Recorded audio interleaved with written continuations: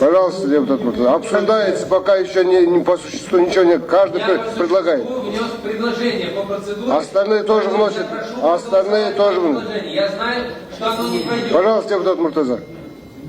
Успокойся, пожалуйста. Да не буду я успокаиваться. Дай говорить. Вы наоборот меня провоцируете всякий раз. Я спокойно высказал. Депутат Муртаза. Я буквально 2 слова скажу. Повторяю, я знаю, что оно не пройдет. Но соблюдите, пожалуйста, регламент, господин. Пожалуйста. Тынышталсын да мен. Успокойтесь.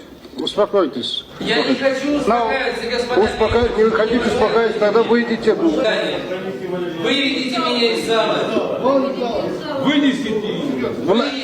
Әдейі жанжалға шақырып отыр ғой. Специально он провоцирует скандал.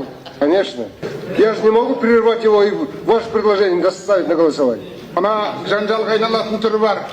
Осылай отыра берсек, барлығымыз айтысып, онда ол ұзаққа кететін түрі бар. Сондықтан қысқа ғана жаңағы сенаттың ұсынысын Поэтому вот доставлять нас представить всего.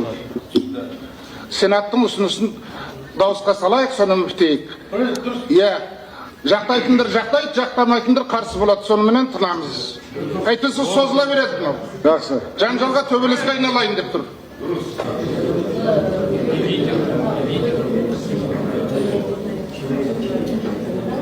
Нәтижесі қауға талпынып настаивать етіп тұрған бар ма? Жоқ. Регламент бойынша мен оны сұрауым керек. Жоқ болса онда қорытындысын бекіту жайындағы қаулы дауыс қойылады.